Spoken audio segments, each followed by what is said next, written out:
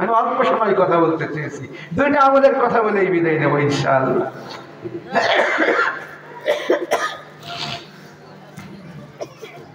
এক নম্বর আমল, যে আমলের দ্বারা কবর জগৎ আলোকিত হবে, কবর জগৎ অন্ধকারাচ্ছন্ন থাকবে না কারোর জন্য না। ওই আমলটা যদি করতে পারি আমি, এরা কবর বড় ভয়াবহ জায়গা। হযরত উসমান গনি রাদিয়াল্লাহু তাআলা কবর দেখলে খুব কাঁদতেন। হাদিস জানেন তো আপনারা, না শুনেছেন না অনেক জায়গায়? কবর দেখলে খুব কান্নাকাটি করতেন। লোকেরা জিজ্ঞাসা করলে বলতেন, আরে ওই কবরওয়ালাকে বলতে শুনেছি। মুসলমান উসমান গনি বলতেন, ওই কবরওয়ালাকে বলতে শুনেছি কবর হলো আখিরাতের প্রথম ঘাঁটি। কবর জগতে কেউ যদি মুক্তি পেয়ে যায়, বাকি ঘাঁটিগুলোতেও মুক্তি পেয়ে যাবে। কবর জগতে যদি ধরা খেয়ে যায়, অন্য জগতেও ধরা খাওয়ার সমূহ সম্ভাবনা আছে। তাই তো কবর দেখে এইভাবে কাঁদতে থাকি। সুবহানাল্লাহ বলবেন না? সুবহানাল্লাহ। সিদ্দিক আকবর আবু বকর রাদিয়াল্লাহু তাআলা এমন ব্যক্তিত্ব, যে ব্যক্তিত্বের জন্য জান্নাতের 8টা দরজা আল্লাহর কাছে দরখাস্ত করব, আল্লাহ আবু বকর যেন আমার ভিতর দিয়ে জান্নাতে ঢোকে। সুবহানাল্লাহ বলেন। শুধু তাই, আসমান থেকে আল্লাহ রাব্বুল আলামিন জিবরিল আমিনকে পাঠালেন। জিবরিল আমিন এসে বলে, ওগো মুহাম্মদ সাল্লাল্লাহু আলাইহি ওয়াসাল্লাম, আবু বকর কোথায় আছে? আল্লাহর হাবিব বলেন, আবু বকর আপনি আছেন? আল্লাহর হাবিবের প্রিয় সাহাবী বলে, ইয়া রাসূলুল্লাহ আমি হাজির। আহা, জিবরিল আমিন বলে, ওগো রাসূল, ওগো পয়গম্বর, আল্লাহ রাব্বুল আলামিন আপনার এই বন্ধুর উপরে খুশি হয়ে আসমানের থেকে তার জন্য সালাম প্রেরণ করেছে। সুবহানাল্লাহ, সুবহানাল্লাহ। এমন ব্যক্তিত্ব, উনি কাঁদতেন কবর জগতের ভয়। হ্যাঁ, কান্নাকাটি। আমাদের আম্মাজান খাদিজাতুল কুবরা রাদিয়াল্লাহু তাআলা জান্নাতি মহিলা, সন্দেহ আছে নাকি? জান্নাতি মহিলা দলিল দিব আমি, একটা হাদিস 1 মিনিটে শুনুন। নবী আরবি সাল্লাল্লাহু আলাইহি ওয়াসাল্লাম পরম প্রিয়া স্ত্রী, দুঃখের দিনের সঙ্গিনী হযরত খাদিজাতুল কুবরা রাদিয়াল্লাহু তাআলার ইন্তেকাল যখন হয়, নবী আরবি বলতেছেন, খাদিজা রে, জান্নাতে গিয়ে তোমার সতীনদেরকে আমার সালাম দিও। সুবহানাল্লাহ বলেন। আম্মাজান বলে, আম্মাজান বলবেন তো দেখি, বিশ্বনবীর স্ত্রী আম্মাজান বলেন না, নবীর বিবিদের আম্মাজান বলেন। কি বলেন? আল্লাহর নবীর স্ত্রীরা আম্মা, আমাদের আম্মা। কোরআনে কথা বলেছে, সূরাতুল আহজাবের ভিতরে স্পষ্ট আসছে, নবীর স্ত্রীরা আমাদের জন্য আম্মা জান। আর তাদেরকে আম্মা না বলে পীর সাহেবের বাবা কই, আর পীর সাহেবের স্ত্রীর পীর মা কই, আম্মা জান কই, একেবারে সিজদায় মাথা নত করে দি। নাউযুবিল্লাহি মিন যালিক, পাক্কা শিরক একেবারে। যারে আম্মা কাদের কা, তারে আম্মা বলি না। কোরআন বলেছে কথা, আল্লাহর নবীর স্ত্রীরা ওনারা আমাদের আম্মা জান। গাল ভরে না, নিজের মারও যদি মানে আম্মা কয় না, যে একটু কবুল কয়, বাড়ির ভিতরে দেখা করতে যায়, দেখেন আম্মা জান সালাম আলাইকুম বলে, কিন্তু কথা বলে যে দেখলে নিজের মারে কিন্তু আম্মা কয় না, মা কইছে। আর ওই কবুল করে একটু বাড়ির ভিতরে দেখা করতে গেছে, ওখানে গাল ভরা নাম কয় আম্মা জান সালাম আলাইকুম। ওই আম্মার আম্মা না কয়ে নবীর বিবিদেরকে বলেন আম্মা জান। আমাদের আম্মা জান হযরত খাদিজাতুল কুবরা রাদিয়াল্লাহু তাআলা আনহা জিজ্ঞাসা করতেছেন, ইয়া রাসূলুল্লাহ, আমার সতীন আসবে কোত্থেকে? কি বলেন? আপনি তো আমার আগে বিবাহই করেন না।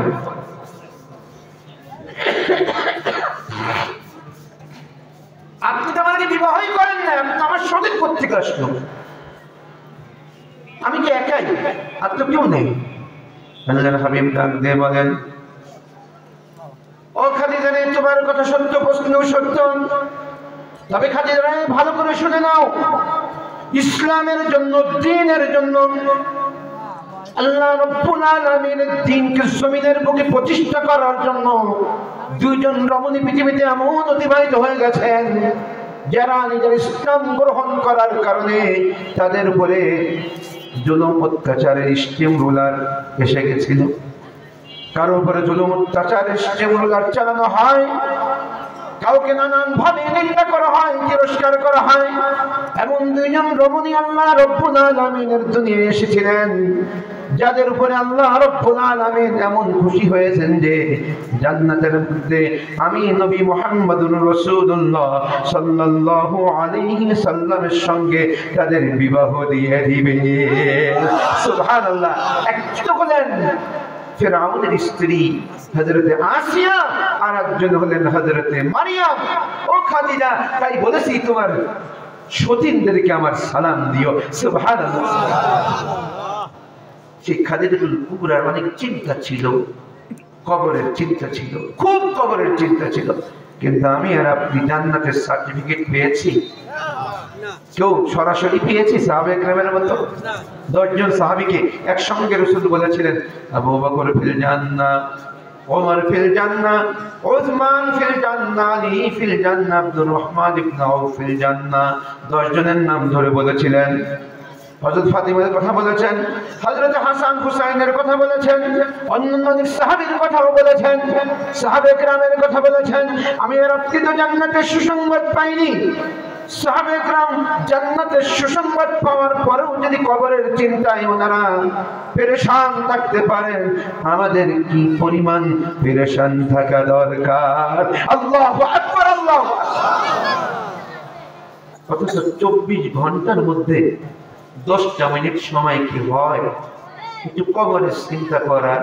আমার বলার দরকার নেই, মাথাটা নিচু করে রুমালটা দিয়ে মুখটা ঢেকে একটু বলেন তো, চিন্তা করেন তো, 10 মিনিট সময় কি হয় কবরের চিন্তা করার?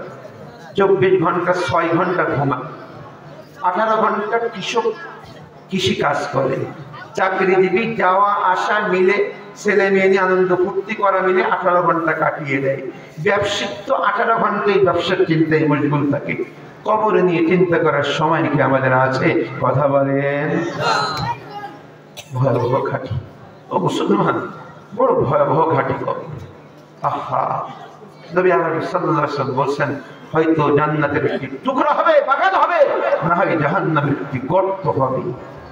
ওখানে যদি আমার রব্বকে উত্তর দিতে না পারি, কঠিন শাস্তি আমার উপরে নেমে আসবে, যে শাস্তির থেকে কেউ বাঁচানোর জন্য এগিয়ে আসবে না। আচ্ছা বলেন তো, আজকে যদি আপনার বাড়িতে আগুন ধরে, পাড়া প্রতিবেশী যারা আছে তারা কি করবে? কলস বালতি নিয়ে পানি নিয়ে এগিয়ে আসবে, তাই না?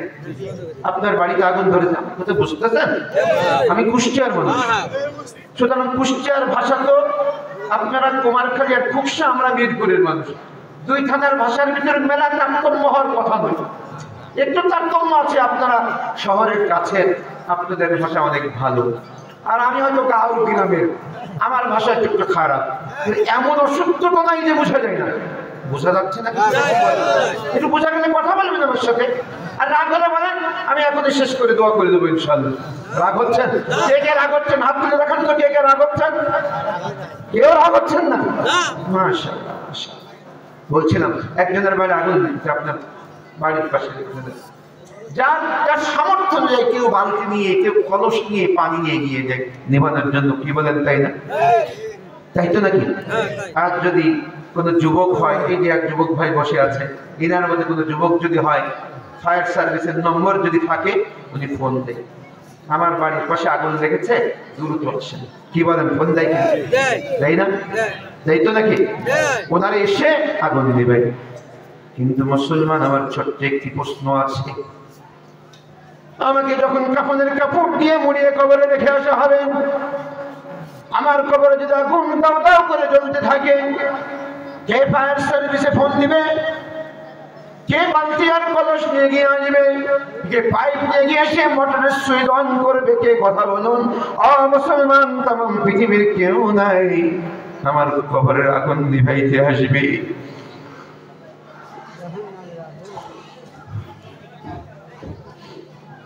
ছেলে আসবে না, মেয়ে আসবে না, বাবা আসবে না, মা আসবে না। যে মা ছেলের আঙ্গুলে আগুন লাগলে সহ্য করতে পারে না, ওই মা আসবে না, আগুন নিভাইতে কেউ আসবে না। আহা, ভয়াবহ যেন কবর, ভয়াবহ। দুনিয়াতে যদি দেখেন, আপনাদের আজকে প্রধান অতিথি তিনি ছিলেন অথবা সভাপতি যিনি একটু আগে বসাছিলেন হয়তো অন্য কোথাও কাজে গেছেন, মুরব্বীজন কেউ রাস্তা দিয়ে যাচ্ছে, একটা বিষাক্ত সাপ ওনাকে কেড়ে আসছে কামড় দেওয়ার জন্য।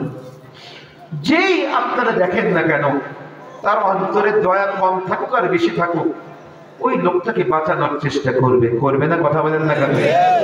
লাঠি থাকলে সাপ মারবে, না ইট পাটকেল মারবে, না ওনাকে বাঁচানোর চেষ্টা করবে যেগুলো ভাবে, তাই না? মুসলমান, ছোট্ট একটি প্রশ্ন, আমার কবরে, আপনাদের কথা বলি না, আমার কবরে যদি বিষাক্ত সাপ নিযুক্ত হয়, আমার ছেলে কি আসবে নি ভাইকে মারতে? আসবে। আমার মেয়ে, আমার আত্মীয় স্বজন, আমি কার জন্য নাফরমানি করছি? কার জন্য আজকে নাফরমানি করছি? কাকে খাওয়ানোর জন্য হারাম ইনকাম করছি? কাকে আরাম দেওয়ার জন্য নামাজ ছেড়ে দিচ্ছি আমি? আহা, বুঝলাম না, মাওলারে চিনলাম না, নিজের আসল বাড়ি চিনলাম না, কারণ নকল বাড়িতে টাইলস লাগাইলাম সুন্দর সুন্দর, টয়লেটের টাইলস গুলো দেখে আসি, অমকের বাড়ির টয়লেটের টাইলস এত সুন্দর, আমার বাড়ির টয়লেটের টাইলসটা তার থেকেও সুন্দর বানাইতে হবে, এই চিন্তা মাথার ভিতরে ঘোরে। অমকের বাড়ির রান্নাঘরের টাইলস এত সুন্দর, আমার বাড়ির রান্নাঘরের টাইলস এর থেকে সুন্দর হতে হবে। কিন্তু মুসলমান আমার মাথার ভিতরে ঢোকে না, কবরের ওই মাটির ঘরটাকে আমি ফুল বাগানে কেমনে পরিণত করবো? কবরের ওই মাটির ঘরটাকে কেমনে আমি বাগান বানাবো? কেমনে আমি জান্নাতের একটি বাগানে তৈরি করব? এই চিন্তা মাথার ভিতরে ঢোকে না। এই চিন্তা যদি মাথার ভিতরে ঢুকতো, 24 ঘন্টার মধ্যে 2টি ঘন্টা হলেও আল্লাহ রাব্বুল আলামিনের কুদরতি পায়ে সিজদা করে বলতাম, ওগো আল্লাহ, কোন আমল করতে পারিনি, গুনাহ জীবন ভরা, গুনাহগুলোকে মাফ করে দিয়ে আমার কবর জগতে মুক্তির উপায় তুমি করে দিও। আল্লাহু আকবার, আল্লাহু আকবার। ও মুসলমান, এই জন্য কবর জগৎ আলোকিত আমরা করতে চাই কিনা? কারা কারা চান হাত তুলে দেখান তো একটু। বিল্লাহি তাকবীর, নারে তাকবীর, মাশাআল্লাহ। কবর জগৎ আলোকিত করার আমল খুবই সহজ আমল, কঠিন না, একদম সহজ। সেটা কি জানেন? 5 ওয়াক্ত নামাজ যদি যথাসময়ে গুরুত্বের সহিত আমরা আদায় করতে পারি, ইনশাআল্লাহুল আজিজ তার কবর আলোকিত হয়ে যাবে। একটু আস্তে বলি সুবহানাল্লাহ, আর একটু আস্তে বলি সুবহানাল্লাহ। এ সম্বন্ধে হাদিস বলার সময় আমার নেই, তবে একটা হাদিস শুধু বলবো, যে হাদিসে রাসূল বলেছেন, যে হাদিসে নবী করিম সাল্লাল্লাহু আলাইহি ওয়াসাল্লাম বলেছেন, ঠিক মতো নামাজ আদায় করলে এই নামাজ তার জন্য কিয়ামতের ময়দানে তার জন্য নূর হবে, দলিল হবে। সুবহানাল্লাহ বলবেন না? ফুলসিরাত পাড়ি দেওয়ার সহযোগিতা করা হবে, আলো আলো হবে। পক্ষান্তরে যে নামাজ পড়বে না, তার হাসর হবে ফেরাউন, হামান, কারুন, উবাই ইবনে খালফের সাথে। চিৎকার দিবেন নাউজুবিল্লাহ। ফেরাউন মনে হয় পৃথিবীর সবথেকে ভালো মানুষের নাম নাকি? ওই নামে তো মনে হয় সকলেই ছেলেমেয়ের নাম রাখে, তাই না? রাখে? আপনার নামটা রাখে না? ও তামাম পৃথিবী ঘুরে আসেন, চ্যালেঞ্জ করলাম, একজন কাফের মুশরিক দেখাইতে পারবেন না যে নিজের সন্তানের নাম ফেরাউন রেখেছে। এত ঘৃণিত, এত জঘন্যতম ব্যক্তিত্বে পরিণত হয়েছিল ফেরাউন, কোন কাফের মুশরিক পর্যন্ত নিজের সন্তানের নাম ফেরাউন রাখতে রাজি হয় না। কি বলেন, ঠিক কিনা? ঠিক কিনা? তার সঙ্গে আমার হাসু হবে, যদি আমি নামাজ পক্ষান্তরে নামাজ পড়বো, কবর জগৎ আলোকিত হবে। আমাদের কবরে 3 ধরনের শাস্তি হবে, সংক্ষেপে 3 কথাই বলে দিচ্ছি। একটা শাস্তি, 2 পাশের মাটি এমন ভাবে চাপ দেবে, ও ভাই আমি ব্যক্তিগত কাউকে আঘাত করছি না, আপনারা কেউ নামাজ ছেড়ে দিয়ে থাকলে আপনাকে আঘাত করা আমার উদ্দেশ্য নয়, আমার উদ্দেশ্য আপনি নামাজি হয়ে কবরে আযাব থেকে বেঁচে যান। আপনার হাতে ধরি, পায়ে ধরি, আপনার পা দুখানে ধরে বলি আপনি নামাজি হয়ে। 2 পাশের মাটি এমন ভাবে চাপ দিবে, এক পাজরের হাড্ডি আর এক পাজরের ভিতরে এইভাবে ঢুকে যাবে। নবীজি এইভাবে দেখিয়েছে, ও যুবক তুমি নামাজি হয়ে যাও, তোমার মতো যুবক অনেক নামাজি আছে। আর যুবক তোমার মতো যুবক নামাজি আছে কিনা? অনেক আছে। প্রমাণ স্বরূপ ছোট্ট একটা কথা বলি, হাকিমুল উম্মাহ মুজাদ্দিদুল মিল্লাহ আশ-শাবলি থানভী রাহমাতুল্লাহ কিতাবের মধ্যে দেখেন এক কীটনাশকে মুনিব খরিদ করতে গেলে কীটনাশ বানায় মুনিব আমার আমাকে খরিদ করতে গেলে তিনটি শর্ত আছে যতটুকু আমি আপনার সঙ্গে আদেও যাব না মুনিব বলে কি তোমার শর্ত বলে দাও এক নম্বরের শর্ত বলে আমি কাজে কোনো ফাঁকি দিব না 24 ঘন্টার যত সময় কাজ করতে বলবেন ঠিক মতো কাজ করব তবে মুনিব আমার আল্লাহ যখন আমাকে ডাকবেন নামাজের জন্য তখন আমি আপনার কাজে আর থাকতে পারবো না আল্লাহু আকবার আল্লাহু দ্বিতীয় নম্বরের শর্ত করে দিনের বেলায় যত কাজ করাবেন কোনো আপত্তি নেই রাত হলে আর আপনার কাজ করতে পারবো না তখন বিশেষ কাজ আছে আমার 3 নম্বরের শর্ত বলে আমাকে আলাদা একটা ঘর দিতে হবে কিনে নিয়ে চলে গেছে আলাদা ঘরও দিয়েছে একদিন রাত্রে মুনিব চিন্তা করতেছে আরে গোলামটা তো শর্তগুলো করলো সেখানে কোনো অপরাধ করতেছে না তো ইয়াবা খাচ্ছে না তো তখন ইয়াবা ছিল না কিন্তু মাদক ছিল বুঝেন না আমার কথা কোন অনৈতিক কর্মকাণ্ডে জড়িত হচ্ছে না তো আমি বাড়ির মালিক ধরা পড়লে তো আমাকেও পুলিশে ধরবে প্রশাসন ধরে নিয়ে যাবে দেখা দরকার আরে গিয়ে দেখে গোলাম বেচারা ও যুবক ভালো করে সবক নিও আল্লাহ রাব্বুল আলামিনের কুদরতে প্রায় সিজদা করে আছে আর মুখ দিয়ে বলতেছে আল্লাহ দিনের বেলায় তোমার কুদরতে প্রায় সিজদা করতে পারি না কারণ তো তুমি জানো আমার দুনিয়ার মুনিবের কাজে থাকতে হয় যদি দুনিয়ার মুনিবের কাজে থাকা না লাগতো আল্লাহ আমি তোমার কুদরতি পায়ে 24 ঘন্টা সিজদা করে পড়ে থাকতাম কি গোলাম কি মুনিব এরপর আবার তাকায় দেখি আসমানের থেকে একটা আলোক রশ্মি ওই গোলামের মাথার উপর পড়েছে সুবহানাল্লাহ তাই বলছিল ও যুবক তোমার মতো যুবক নামাজি আছে কিনা নাই অবশ্যই আছে বলছিলাম এক পাজরে আটটি আর এক পাজরে ঢুকে যাবে এর বাস্তবতা পৃথিবীতে অনেক দেখা গিয়েছে আমি 1 মিনিটে ছোট্ট একটি বাস্তব ইতিহাস শোনাইতে চাই যদি অনুমতি দেন অনুমতি দিচ্ছেন আপনারা মাওলানা আব্দুল বাসিত খান সাহেবের নাম শুনেছেন আপনারা বহুত বড় একজন নামি বক্তা কুষ্টিয়া উলামা পরিষদে আসেননি আমাদের মাদ্রাসা অনেকবার এসেছেন আশপাশেও অনেক জায়গায় এসেছেন বাংলার অনেক বড় নামি দামি বক্তা আমাদের সিনিয়র আমরা একই মাদ্রাসায় পড়াশোনা করেছি আমার 3 জামাত না 2 জামাত উপর উনি পড়তেন আমরা জালালাইন পড়তাম উনি দাওরা পড়তেন যা হোক ওনার শ্বশুরবাড়ি অঞ্চলের একটি ঘটনা আমাকে নিজে শুনিয়েছেন উদ্ধৃতি দিয়ে দিলাম দেখেছেন কারণ ওনার শ্বশুরবাড়ির অঞ্চলের মানুষ দেখেছে দেখে ওনাকে বলেছে উনি আমাকে বলেছেন উদ্ধৃতি দিয়ে দিলাম যোগসূত্র আমি সূত্র বর্ণনা করে দিয়েছি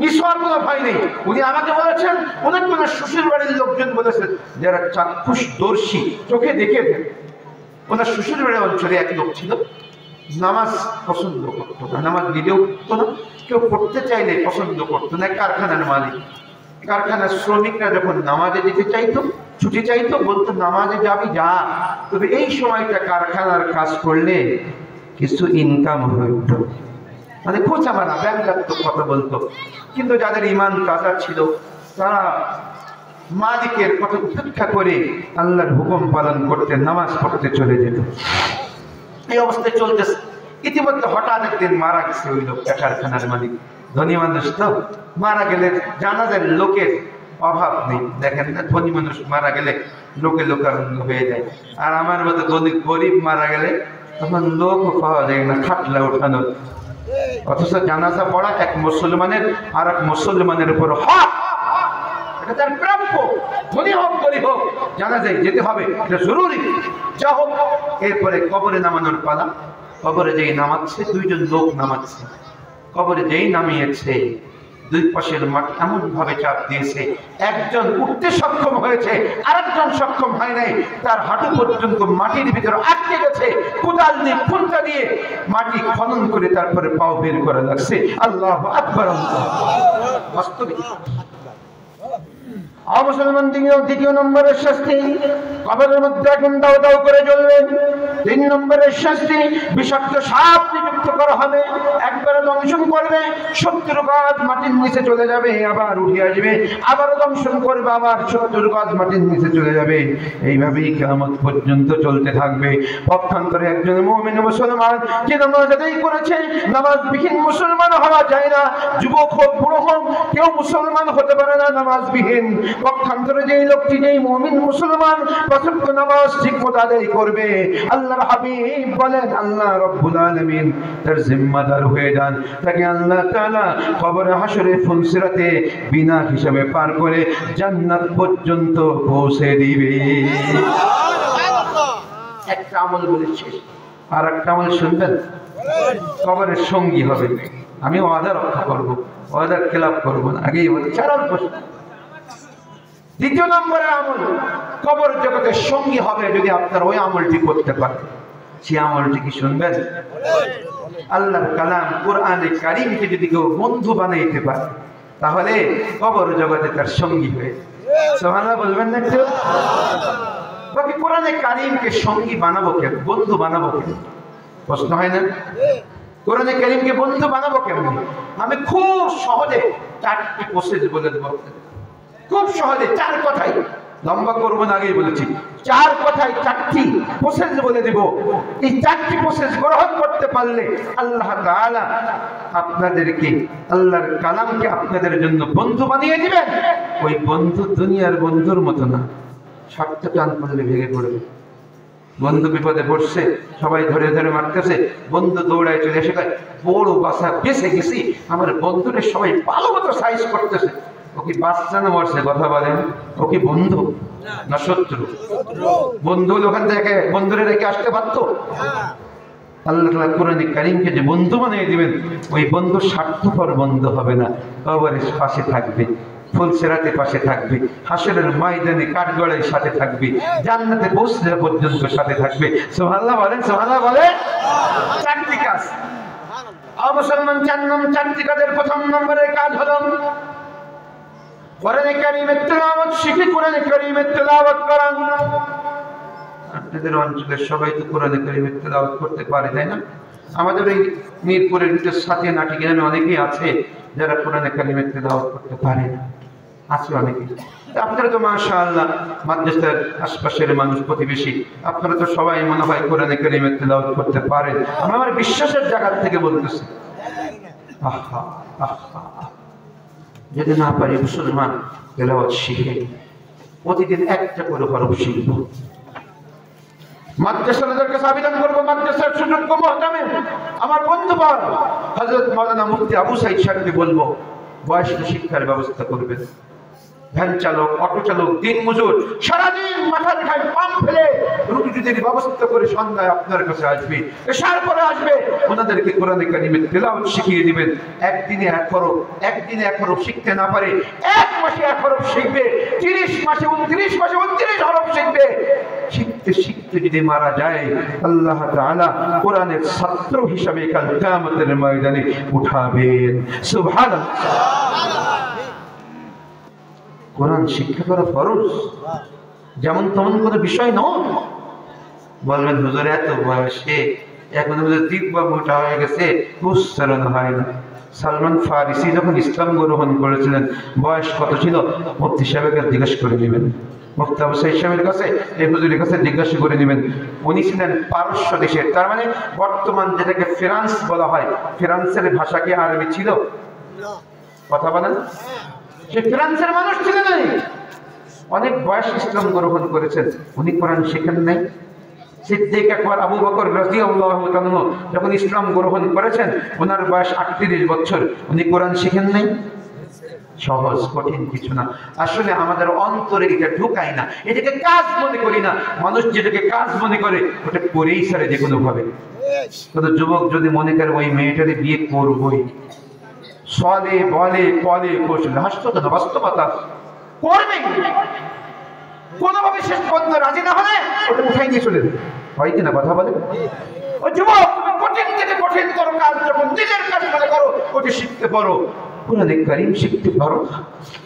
কোরআনে কারীম শেখা জরুরি, ফরজ ফরজ। সন্তানকে কোরআন শেখাবো। আজকালকে সন্তানকে তো কোরআন শেখাইতে চাই না, আমরা শেখাই ভালো।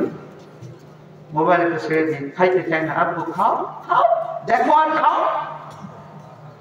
কি বলেন, খায় না, দেখবেন নাই? একটু টাকা পয়সা হয়ে গেলে বড় মোবাইল কিনছে, ট্যাব কিনছে, না বড় একটা স্ক্রিন কিনছে, ছেলে খাইতে চাই না, গালের ভিতর ঢুকাই দেয়, জিব্বাতে ঠেলে ঠেলে বের করে দেয়। তখন তো আব্বু এটা দেখো আর খাও। কেউ তো কয়, হুজুর ছেলেটা খাইতে চায় না, মোবাইল না দেখে একটু দোয়া করেন। অভ্যাসটা আপনিই তৈরি করেছেন, দোয়ায় কি কাজ হবে? এখন গাছের গোড়া কাটি দিয়ে আগাই পানি ঢাললে গাছ বাঁচবে?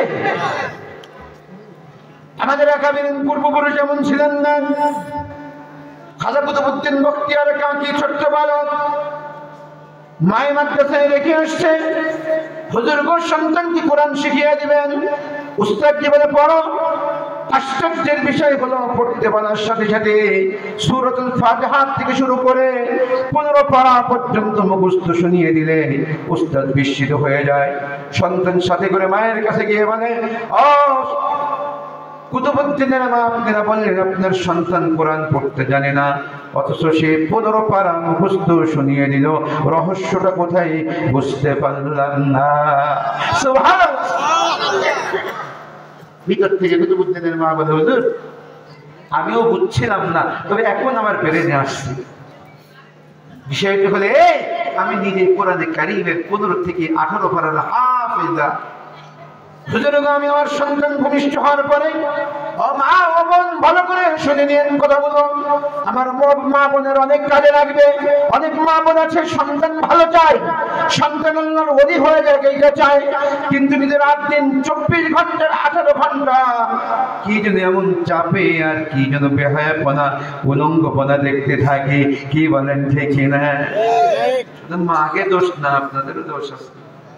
ওই যে পাড়ার মাথার থেকে একটা কালো তার নিয়ে এসে এখানে সেট করে দিয়েছেন, আপনি তো দিয়েছেন, আপনার না দিলেও দেখতে পাচ্ছেন। বুঝেননি কথা? কুতুবউদ্দিনের মা বলে, হুজুর বাবা সন্তান যেদিন ভূমিষ্ঠ হলো, এরপরে যখনই আমি আমার সন্তানের মুখে আমার স্তনের বোঁটাটা দিই, উযু সহকারে দিই, শুধু যখন বোঁটা দিই, শুধু বোঁটা দিই না, বরং আমি কোরআনে কারীমের হাফেজা হওয়ার কারণে ওর প্রত্যেকটা চোষণের সাথে সাথে কোরআনে কারীমের এক একটা আয়াত আমি ওকে হাদিয়া দিই। এইভাবেই বড় হয়েছে, এইভাবেই 15 পারা ও মুখস্থ করে নিয়েছে। সুবহানাল্লাহ। আমি আর আপনি ট্যাপ ছাড়িয়ে দিয়ে দুধ খাওয়ান, খাবার খাওয়ান, ও বড় হয়ে শেখে কি ওই যে ফাইটটা যায়, হয় ও হয়, বাবার মাথায় হাত কর, ওই সে এমনি হাত করছে, ও তো দেখছে ছোটবেলা বাবারে মারতেছে, মারে মারতেছে, এই জন্য ওই সে ওই করছে, যা দেখে তাই জেনে। সন্তান ভালো চাইলে সন্তানকে গুলো শিক্ষা দিতে হবে, কোরআন শিখাইতে হবে। নিজে কোরআন শিখবো, সন্তানকে কোরআন শিখাবো, সহিভাবে কোরআন শিখাবো। যে পরিবেশে আসছেন কোরআন শিখানোর পরিবেশ, আপনাকে বৃদ্ধাশ্রমে যাওয়া লাগবে না, আমি চ্যালেঞ্জ করব। কোরআন শেখাবেন না, ভাড়াটা হুজুর নিয়ে আসবেন, মুখটা বসাই ছাড়বে, ওদের চোখে পানি আসবে কিনা জানি না, আর আমার এটা কিন্তু তোমার চোখে পানি আসবে না। আর নিজের সন্তানকে কোরআন শিখাবেন, ও আপনার লাশ সামনে যেই দাঁড়াবে চোখ দিয়ে ঝরঝর করে পানি পড়া শুরু হবে। কি বলেন ঠিক কিনা? আল্লাহ সন্তানের দোয়া কবুল করবে না? কথা বলেন না কেন? কোরআন আগে শিখায়, এরপরে ডাক্তার ইঞ্জিনিয়ার যা খুশি বানায়, কোনো আপত্তি না।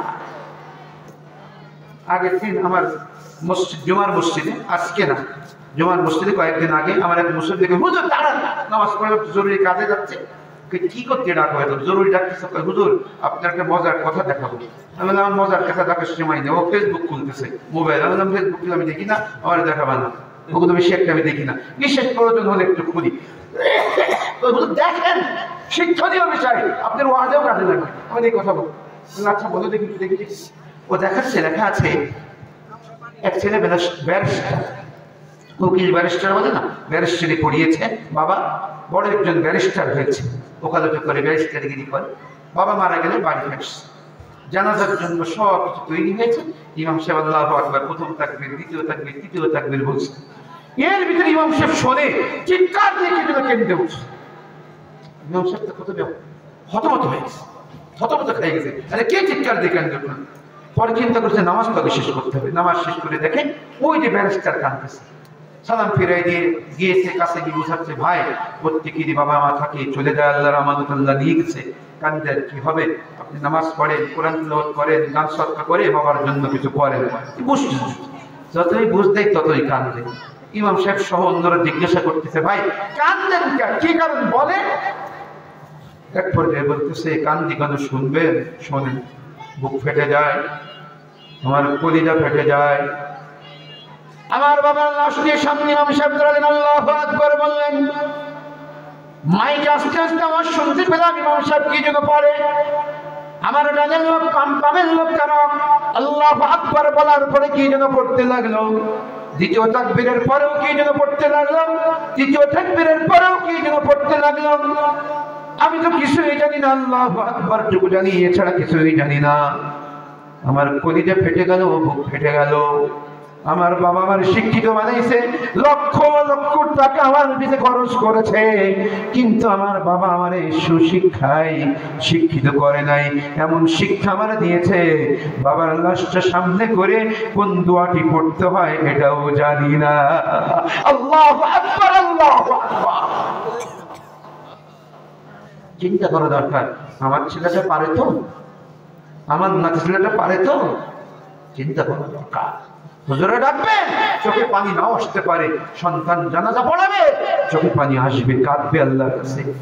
লাশটা রেখেই একটু সরে এসেই চোখে পানি ছাড়ে আর বলবে, কুল হুয়াল্লাহু আহাদ আল্লাহুস সামাদ লাম ইয়ালিদ ওয়া লাম ইউলাদ ওয়া লাম ইয়াকুল লাহু কুফুয়ান আহাদ।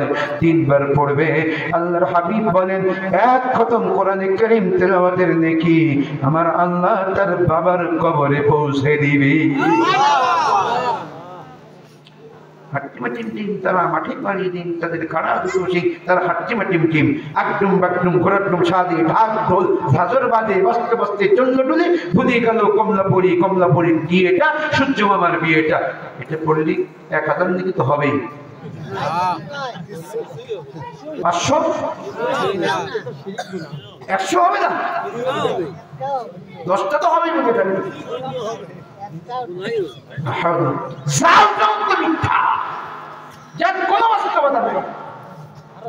কোরআনকে বন্ধু বানানোর প্রথম আমি লম্বা সময় করে সময় আমার ব্যাখ্যা করার সময় শুধু বললাম নিজে কোরআন শিখবো, কোরআন অনুযায়ী নিজের জিন্দেগি চালানোর চেষ্টা করব, আর সন্তান সন্ততিকে কোরআন শিখাবো, চেষ্টা করবো। ইনশাআল্লাহ কি কোরআন কারীমকে বন্ধু বানানোর প্রথম প্রসেস ব্যাখ্যা আজকাল করার সময় নেই।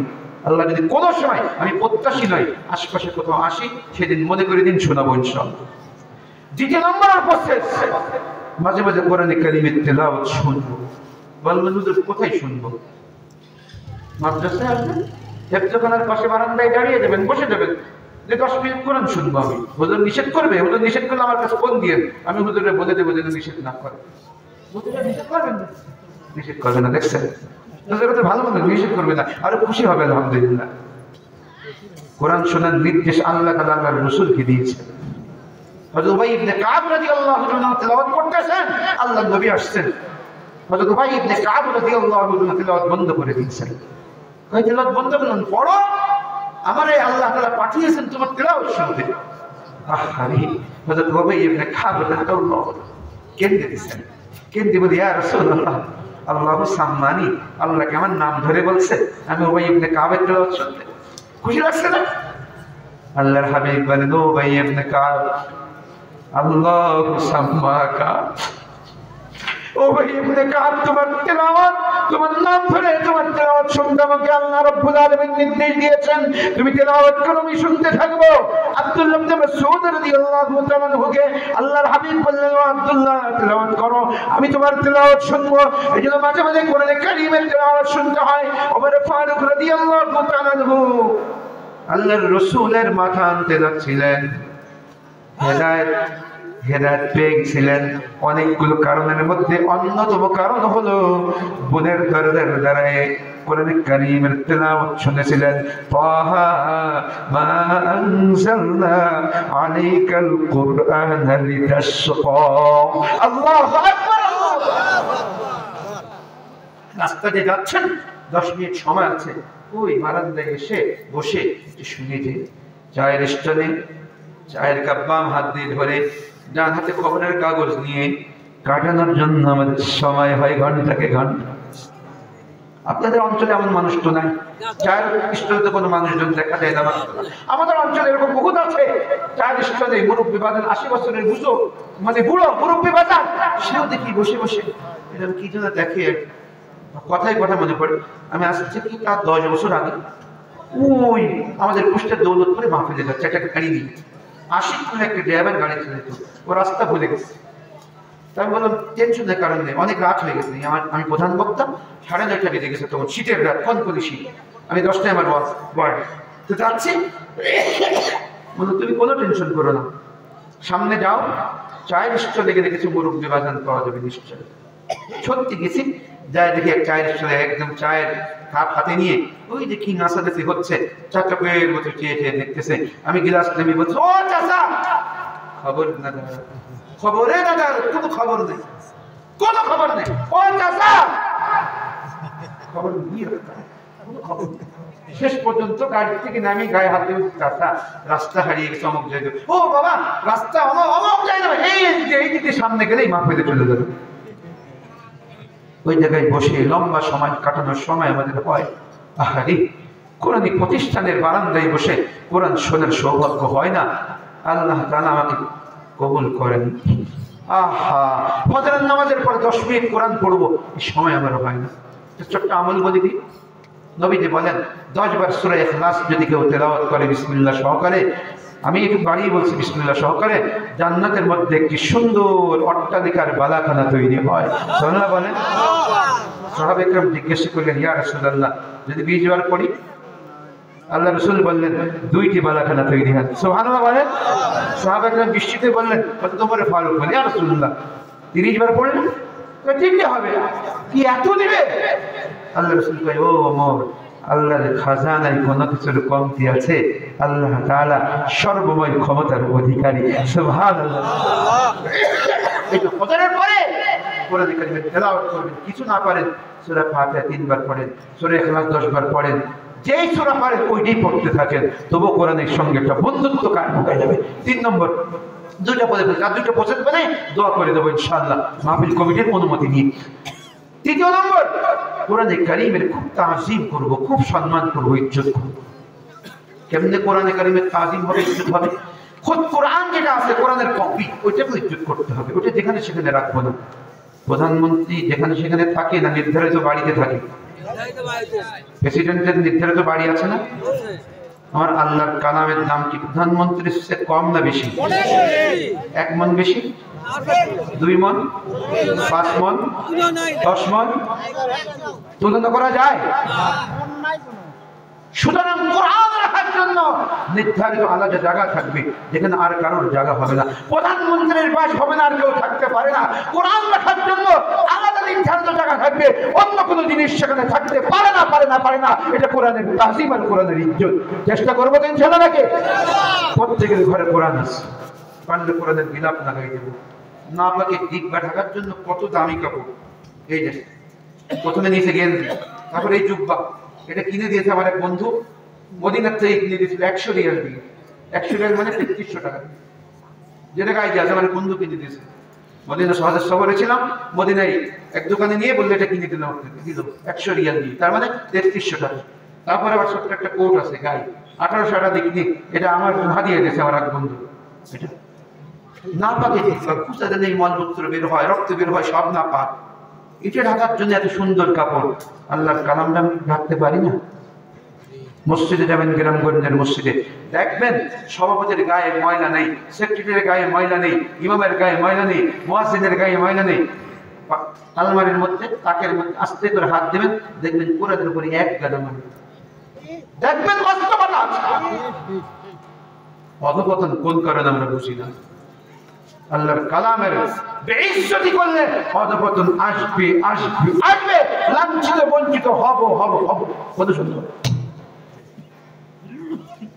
এজন্য কোরআনে কারীমের তাজিমের মধ্যে এটা একটা আছে, যারা কোরআনের ধারক বাহক তাদের ইজ্জত করবেন।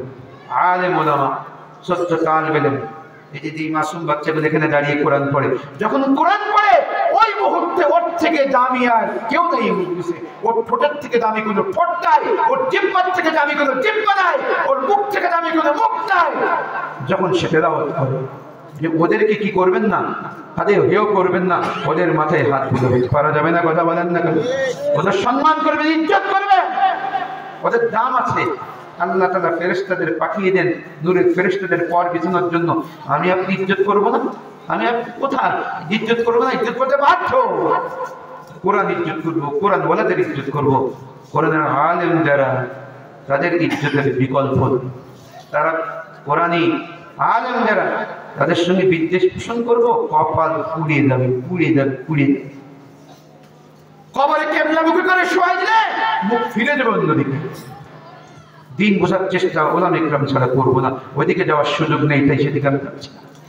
দিন বুঝতে গেলে হক্কানি ওলামা ইকরামের মাধ্যমেই বুঝতে হবে। হক্কানি ওলামা ইকরামকে ইজ্জত করা মানে কোরআনকে ইজ্জত করা, কোরআন ওয়ালাকে ইজ্জত করা মানে কোরআনে কারীমকে ইজ্জত করা। 3 নম্বর পদ্ধতি বলেছি, কোরআনকে ইজ্জত করবো, কোরআনের তাজিম করবো, চেষ্টা করবো তো ইনশাআল্লাহ। নাকি রেহেলের উপর কোরআন লিখে কোরআন পড়বো, যেখানে সেখানে কোরআন রাখবো না।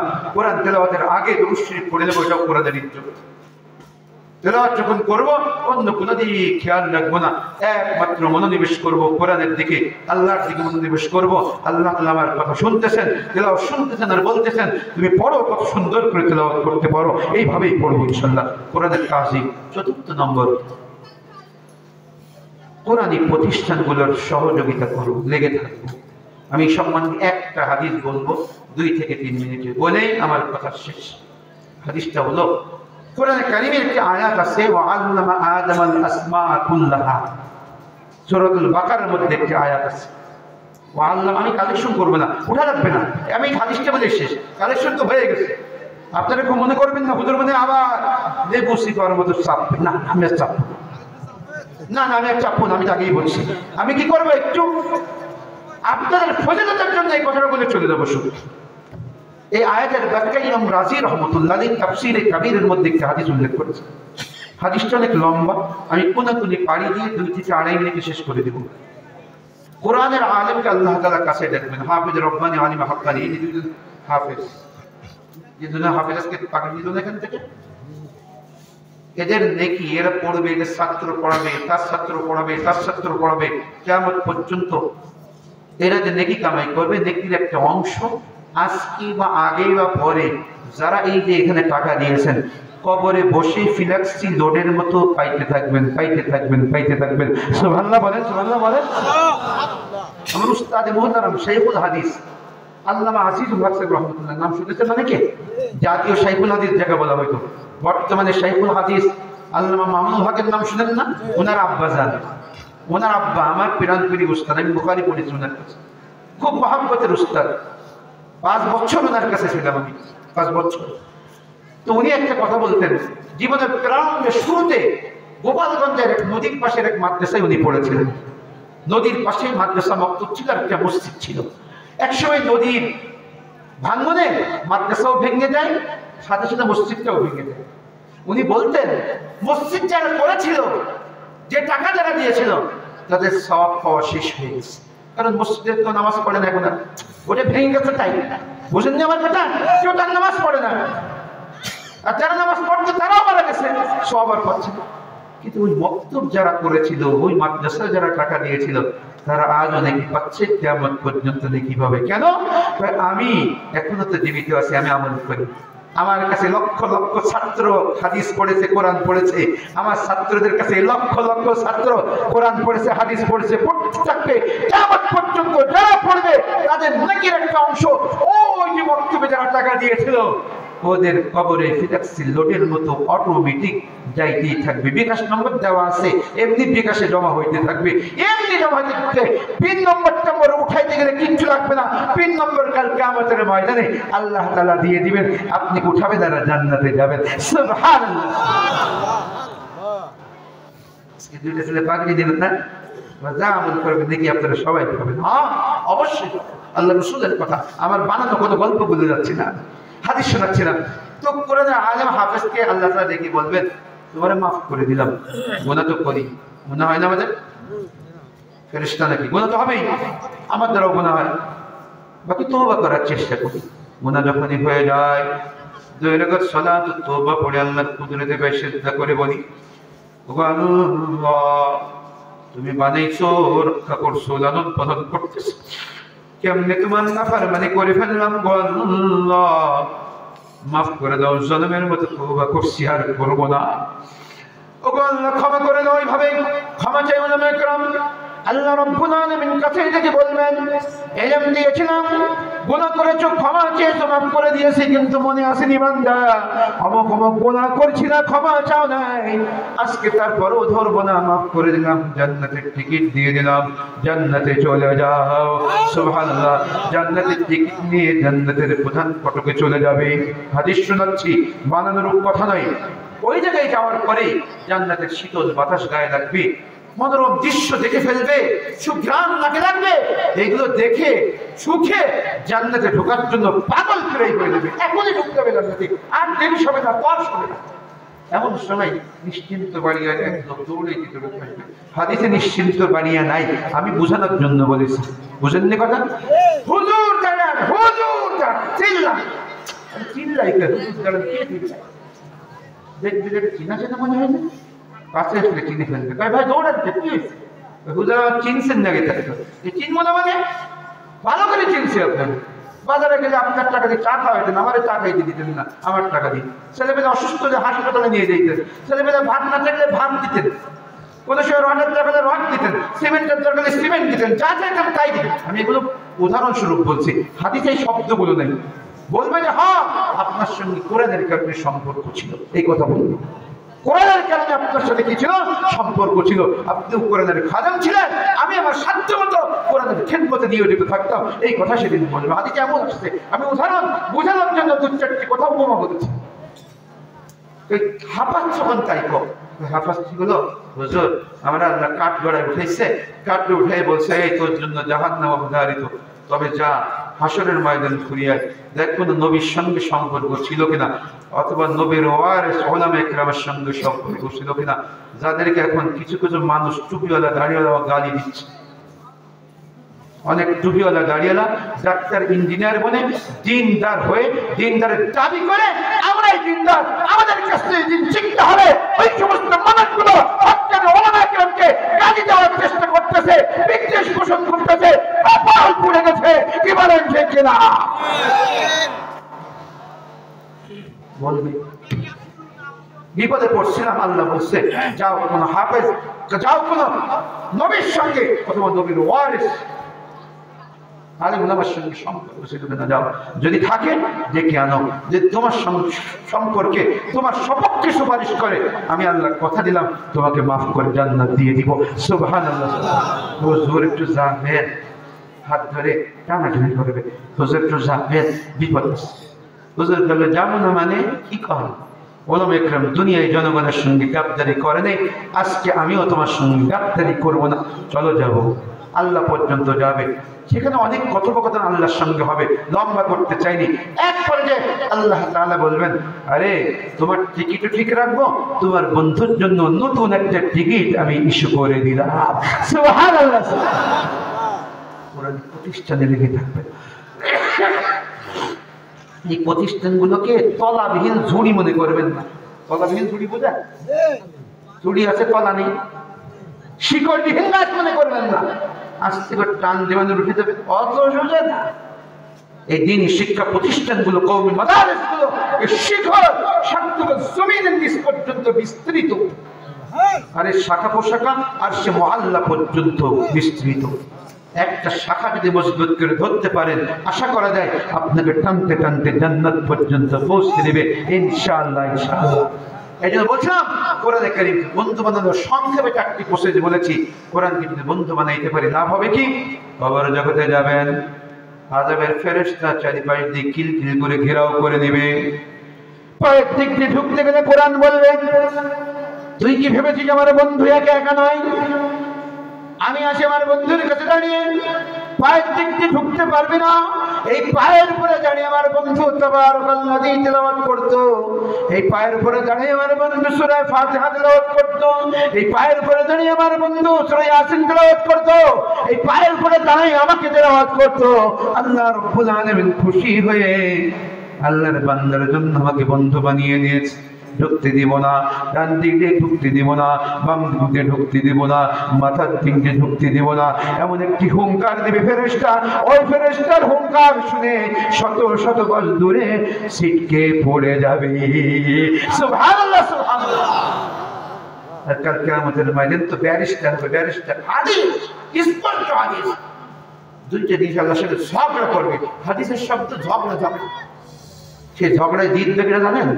কোরআন জিতে দেবে, রোজাও জিতে দেবে।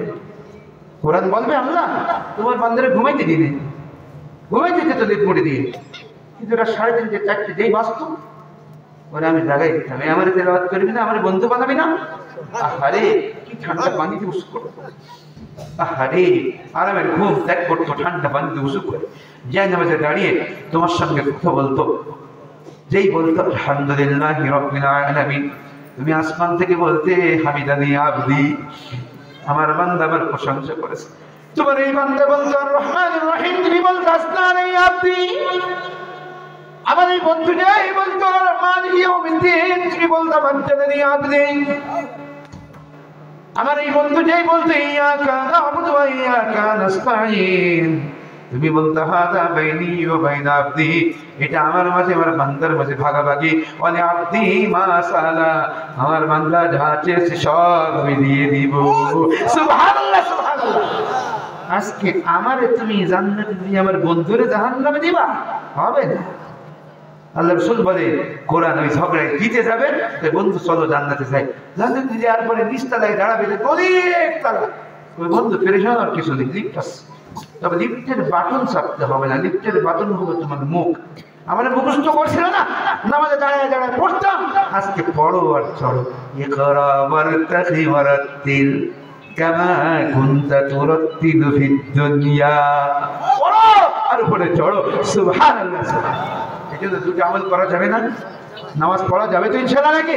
নিজে পড়বো, সন্তানকে নামাজ পড়ার নির্দেশ দেব। অনেক মানুষ আছে, রাগ করবেন না, আপনারা হয়তো কেউ নাই, নিজে নামাজ পড়েন কিন্তু বউ নামাজ না পড়লে চোখ রাঙায় না, অথচ বউ ভাত দিতে একদিন দেরি হলে চোখ রাঙায়। অফিসে যাওয়ার সময় হয়ে গেছে, কারখানায় যাবে, ব্যবসা করতে যাবে, 8টার সময় ভাত দেওয়ার কথা, বেজে গেছে 8:30, চোখ রাঙিয়ে কথা বলে, চুলের মুঠি ধরে মারে অনেক সময়। কিন্তু নামাজ যে পড়ে না, এই জন্য কোনো সময় চোখ রাঙিয়ে কথা বলে না। আপনাদের অঞ্চলে আছে এমন মানুষ? ছেলে প্রাইভেট পড়তে না গেলে খুব রাগ করে, আরে টিচার রাখছি 3000 টাকা খরচ করি প্রতি মাসে, তুই প্রাইভেট পড়তে যাস না, ব্যাপারটা কি? কিন্তু ছেলে যে বখাটে যুবকের সঙ্গে ঘোরে, ও নামাজে আসে না, ও কালেমার বিরুদ্ধে স্লোগানে যায়, ইসলামের বিরুদ্ধে স্লোগানে যায়, ওই কোনো সময় নিষেধও করে না। কথা বলেন আছে কিনা? কথা বলেন। এই জন্য নিজে নামাজ পড়বো, সন্তান সন্তকে নামাজ নির্দেশ দিব, নিজে কোরআন শিখবো, সন্তানকে কোরআন শেখাবো, কোরআনে কারিমের তেলাওয়াত শুনবো, কোরআনে খুব তাজিম করবো। আর কোরআনওয়ালা কোরআনী প্রতিষ্ঠানের সঙ্গে তিনি মাদারিস যেখানে যেখানে কোরআনী প্রতিষ্ঠান আছে সেখানে খুব সঙ্গ দিব, সেখানে থাকবো, বুদ্ধি পরামর্শ অর্থ স্রোত যে যা যা পারি তাতেই সহযোগিতা করবো ইনশাল্লাহ। চেষ্টা করবো তো ইনশাল্লাহ নাকি? হ্যাঁ, আগের মেহমান অনেক টাকা উঠিয়ে গেছেন, আলহামদুলিল্লাহ, অনেক ভালো লেগেছে। আপনারা অনেক দান করতে পারেন দেখেছি, আলহামদুলিল্লাহ, দানে অনেক পারদর্শী। আল্লাহ তাআলা আপনাদের দানে আরো বরকত দান করুক, বেশি বেশি দান করতে পারেন। আচ্ছা, একটা ছোট্ট দাবি করবো, চাপাচাপের কালেকশন করবো না। আপনারা মাসিক কিছু সদস্য হতে পারেন, মাসিক বা বছরে। একটা ছোট্ট কথা বলি, 100 টাকা পকেট থেকে বের করে যদি আপনি দিয়ে দেন মাদ্রাসায়, ওই 100 টাকা ছাড়া দেখবেন আপনার সংসার চলে যাবে। আর ওই 100 টাকা যদি পকেটে রেখে দেন, ওই 100 টাকা আপনার পকেটে জমা থাকবে না, কিন্তু খরচ হয়েই গেল। তাহলে 100 টাকা মাদ্রাসায় দিলেন, ওই 100 টাকা সারা সংসার চলে গেল। পকেটে থাকলে পকেটে থাকতো না। প্রতি মাসে 100, বছরে 1200 টাকা। আর কাল কিয়ামতের ময়দানে কত কোটি গুণ আল্লাহ বৃদ্ধি করবে তার কোনো ঠিক নাই। আমাদের মাদ্রাসায় মাসিক সদস্য আছে, আপনারা কি 10 জন বানাই দেবো আজকে? 10টা মানুষ কি মাসিক সদস্য হতে পারেন? হাত তুলতে পারেন? খুব তাড়াতাড়ি, খুব তাড়াতাড়ি দেখে নেন নামগুলো, 1 2 3 4 5, খুব তাড়াতাড়ি।